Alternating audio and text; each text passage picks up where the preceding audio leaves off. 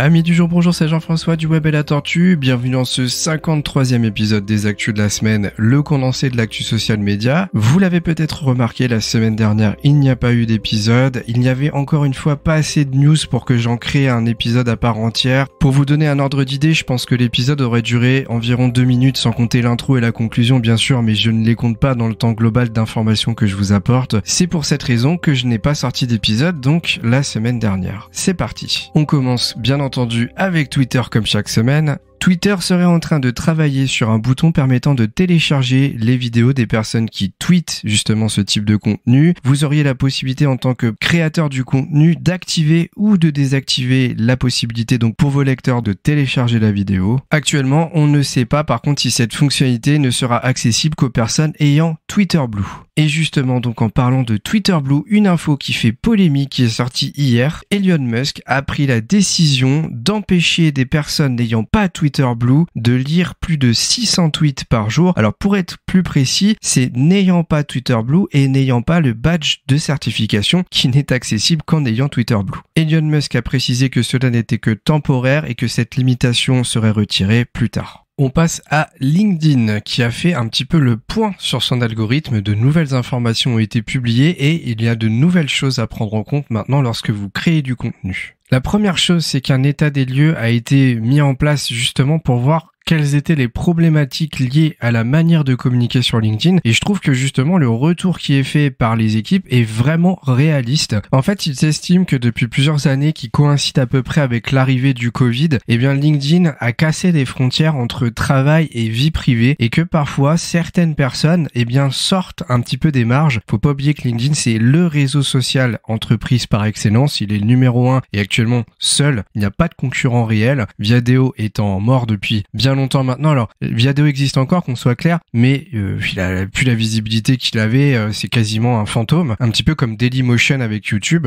Et donc, pour revenir à LinkedIn, eh bien, le réseau social a de plus en plus de posts qui, en fait, englobent le côté professionnel avec le côté vie privée. Et il y a carrément des posts qui ressemblent à des posts Facebook où, littéralement, on a des gens qui parlent un peu de leurs vacances, enfin, des choses qui n'ont rien à voir. Et vraiment, il n'y a aucun lien à faire avec le monde de l'entreprise, le monde professionnel. Et pour moi, là où c'est vraiment réaliste, c'est qu'ils sont contents parce qu'il y a eu plus 42% de contenu partagé entre 2021 et 2023, ce qui est très positif, mais en réalité pas tant que ça parce que derrière, avec cette augmentation, est arrivée la perte de qualité des contenus qui sont un petit peu parfois carrément hors sujet. Et le problème, c'est que leur algorithme n'était pas prévu pour ce genre de contenu et donc grâce à cette mise à jour, eh bien l'objectif va être davantage de mettre en avant les contenus qui recentrent un peu sur le côté entreprise avec un autre objectif, un objectif secondaire, de mettre en avant les contenus qui apportent réellement quelque chose aux personnes qui vous suivent. Si on précise un petit peu les choses par rapport à l'algorithme, il y a 4 points à retenir. Le fait que vous cibliez clairement un type de personne dans vos posts est fondamental. Autrement dit, oubliez les posts très généralistes, il faut vraiment que vous apportiez quelque chose à quelqu'un en particulier. On revient à l'étude des personas qui est fondamentale dans votre manière de communiquer. Deuxième point, le fait que vous soyez reconnu comme un expert dans votre domaine. Alors là, il y a clairement un lien à faire entre votre communication et votre profil type CV. Et oui, parce que si vous avez des mots-clés qui correspondent à la thématique de votre poste, déjà ça va aider. Si en plus de ça, vous avez une section compétences dans votre profil qui est validée par plein d'autres personnes, ça va aider aussi forcément. Donc attention à faire en sorte que les posts que vous publiez soient réellement en lien avec votre profil et que les mots-clés qui sont utilisés dans vos posts eh bien coïncident et soient dans le même champ lexical que ceux de votre profil. Un truc vachement important qui est le 3e point, les commentaires d'engagement. En fait, il faut savoir que, et ça c'est quelque chose que je conseille encore et qu'il va falloir que justement j'arrête de conseiller, c'est les personnes qui s'entraident. Autrement dit, vous lancez un post et vous avez votre réseau de sympathisants, des collègues avec qui vous avez l'habitude de travailler, qui par sympathie vont liker votre contenu et le commenter, mais qui en réalité vont pas avoir l'engagement classique, c'est-à-dire lire bien votre contenu. En fait, ils vont juste liker par gentillesse, ils auront peut-être même pas regardé une lettre de votre post. Eh bien, ces personnes-là, il faudra plus forcément les inviter à liker parce que l'algorithme ne les prendra plus vraiment en compte. Et en fait, il va mixer une sorte de lien entre le temps de lecture et le temps passé sur le post et le like, le commentaire ou le partage qui, attention, a même pas forcément un effet positif. Le partage, je vous en ai parlé dans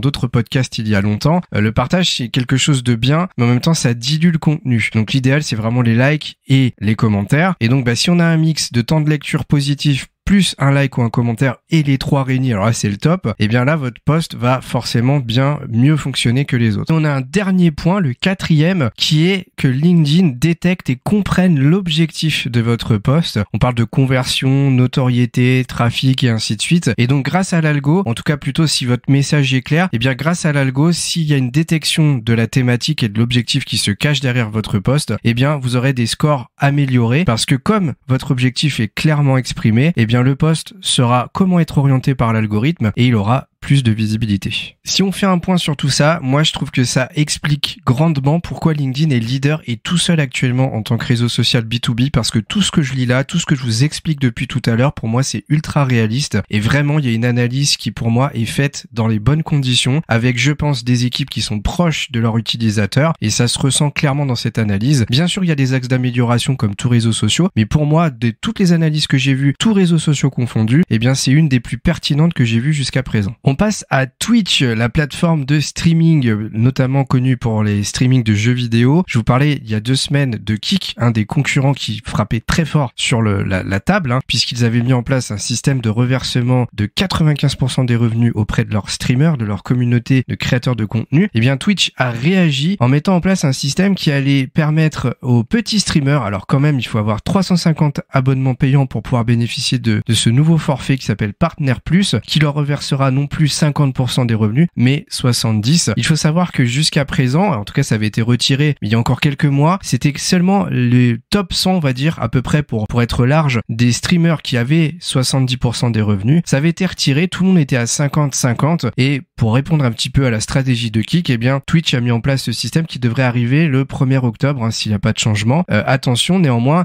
quand on dit petit streamer, parce que déjà atteindre 350 abonnements récurrents, et ça c'est sur des périodes de 12 mois, c'est quand même énorme. Kick, lui, vous reverse ça dès le départ. Donc, il y a quand même une nette différence. Attention aussi au reversement et à la rémunération des petits streamers sur Kick dont j'avais parlé, où on parlait de $16 de l'heure. Attention, toujours pas confirmé d'ailleurs, mais c'est quand même plus facile d'accès aussi d'atteindre les $16 de l'heure chez Kick que sur Twitch. 350 abonnés contre 100 viewers de moyenne chez Kick, c'est quand même plus facile chez Kick que chez Twitch. Je peux vous dire, j'ai streamé pendant quelques mois et j'ai atteint un seuil de 50 à 100 personnes. J'étais très loin, voire à des années-lumière de ce que demande Twitch pour accéder au Twitch Partner. Donc à voir ce que ça va donner, et d'autant plus que ça va faire grincer des dents les plus gros streamers qui eux ont perdu leurs 70% et qui en l'occurrence, je crois, ne les récupéreront pas, puisque je pense que passé une certaine tranche, vous repasserez à 50%. Bon, ça c'est à voir en détail. Ça n'est pas encore sorti, il peut encore y avoir de l'évolution, à voir ce que ça va donner.